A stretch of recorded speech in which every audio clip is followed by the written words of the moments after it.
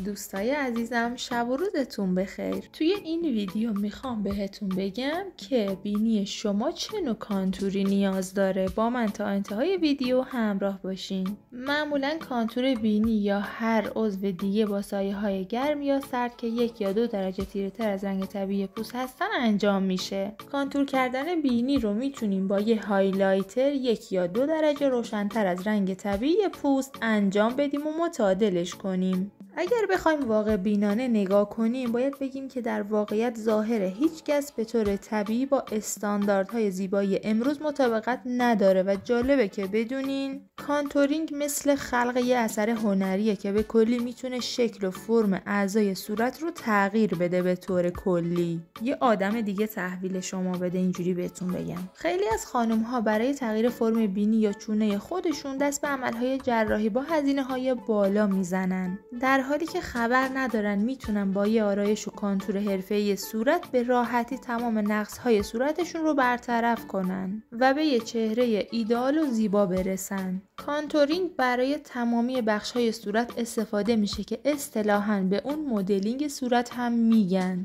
ما توی این ویدیو میخوایم به شما آموزش بدیم که چجوری با کانتور بینی به بینی ایدئال و قلمی خودتون برسین. پیشنهاد ما به شما اینه که برای نزدیک شدن به بینی ایدئال باید کانتور بینی رو به صورت حرفه‌ای و کامل آموزش ببینین و یاد بگیرین. اول از همه اینو بهتون بگیم که خوبه اینم بدونید که نحوه کانتور بینی گوشتی با بینی استخونی کاملا متفاوته. این که کانتور بینی رو چجوری انجام بدین به ساختار استخون و شکل بینی شما بستگی داره، ولی در کل برای کانتور بینیتون محصولی رو انتخاب کنید که 3 یا 4 درجه تیره تر از رنگ طبیعی پوستتون باشه. با وجود اینکه کنترل کانتورهای پودری راحت تره، اما اگه به قدر کافی مسلط نیستین به شما پیشنهاد میکنیم که از کانتورهای کرمی استفاده کنین که خیلی راحت تره به نظر من. یه نکته که اینجا هست اینه که برای خوشگل کردن و کانتور کردن بینی از یه براش زاویه دار کوچیک، یه بیوتی بلندر یا اسفنج معمولی استفاده کنین. کانتورینگ یه ترفند راحت و سریع آرایشیه که میتونه فرم بینی یا صورت رو تغییر بده و برخی از ویژگی‌ها رو کم رنگتر یا پررنگتر کنه. کانتور باید بعد از تموم شدن فونداسیون صورت و قبل از شروع آرایش انجام بشه. تکنیک هایی که برای کوتاه، صاف یا نازک کردن بینی استفاده میشن با هم تفاوت دارن که در ادامه به اونها میپردازیم. همونطور که بهتون گفتم کانتور بینی استخونی با بینی گوشتی کاملا متفاوته، با این حال چند مرحله مشترک داخل اونها وجود داره. برای مثال شما همیشه باید از یه براش نوک‌تیز و ظریف برای زدن کرم کانتور در نقاط مختلف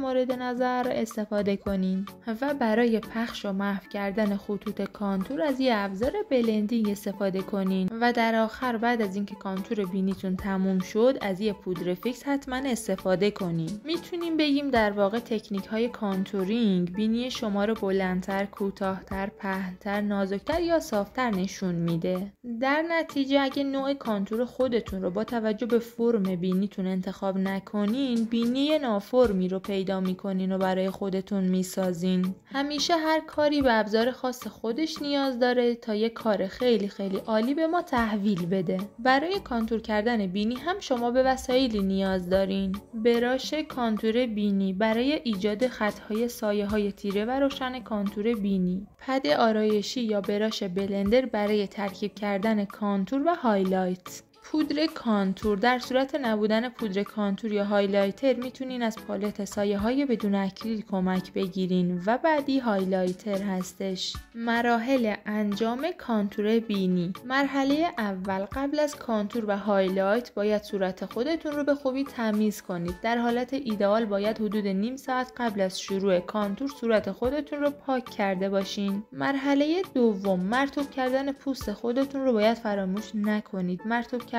پوست از اصول مهم زیرسازی صورته که در کیفیت آرایش و سلامت پوست نقش خیلی مهمی داره. برای پوست‌های چرب میتونیم کرم‌های بر پایه آب مثل آبرسان‌ها رو جایگزین کنیم. مرحله سوم بعد از آماده سازی پوست باید به سراغ زیرساز در آرایش بریم. با توجه به جنس پوست از کرم، پودر کانسیلر و پرایمر مناسب پوست خودتون استفاده کنین.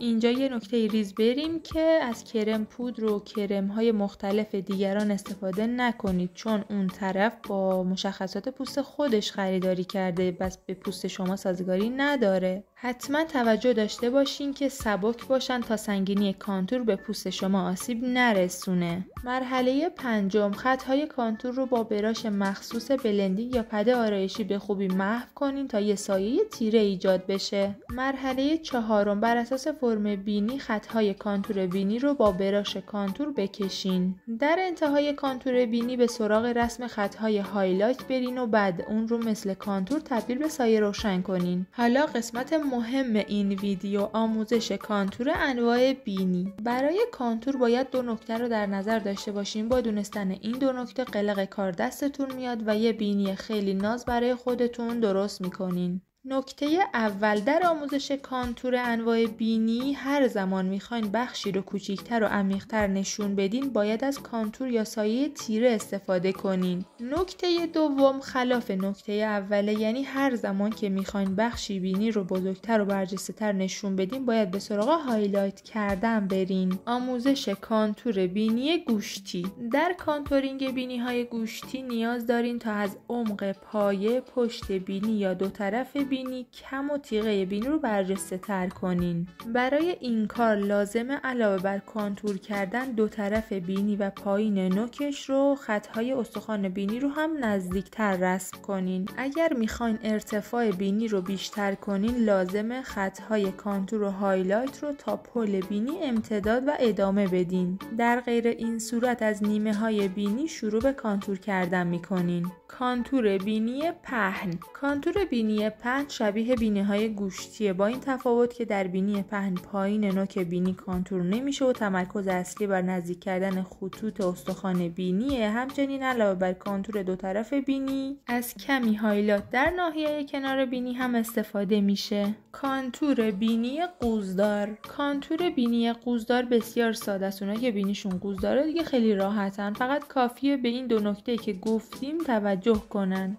ناحیه برآمده رو با کانتور بپوشونن و از عمق اون کم کنن. همچنین میتونیم با هایلایت کردن نوک بینی کمی حالت سربالا به بینی بدین. تموم شده رفت. کانتور بینی های کوچیک. در بینی های کوچیک نکته دوم بسیار پررنگ تره. قراره که ویژگی های بینی رو برجسته تر کنیم. برای بلندتر نشون دادن ارتفاع بینی هایلایت رو از نوک تا پل بینی رسم کنین. برای پهن‌تر نشون دادن اون فاصله خطوط استخوان بینی رو بیشتر و کانتورها رو با فاصله بیشتری از هم رسم کنین. بر اساس فرم بینی میتونین اطراف بینی رو هم هایلایت کنین. در انتهای ویدیو یه سری قوانین و نکات مهم هم راجع به کانتور بینی بگیم و تموم بشه. نحوه کانتور بینی باید خیلی طبیعی باشه. برای کانتورینگ بینی باید یک کانتور با 3-4 درجه تیره تر از توناژ رنگ طبیعی پوست انتخاب بشه. بهتره به جای سایه‌هایی با توناژ گرم سایه‌هایی با توناژ سرد رو جایگزین کنین. درجه تیرگی کانتور رو بیشتر نکنید چون این کار ظاهر شما رو مصنوعی میکنه.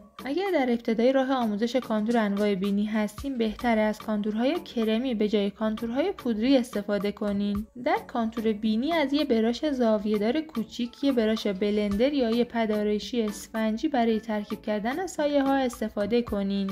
اول از ترکیب کردن کانتور یا سایه‌های تیره شروع کنین. اگر در انجام اون اشتباه کردین و قاطی شد میتونین با هایلایت اصلاحش کنین. امیدوارم با هر نوع بینی که هستین با استفاده از این آموزش بتونین یه بینی خیلی زیبا برای خودتون بسازین، برای دوستاتون هم ارسال کنین. مرسی که تا انتهای ویدیو منو همراهی کردید. ممنون از حمایت هاتون. خدا نگهدار.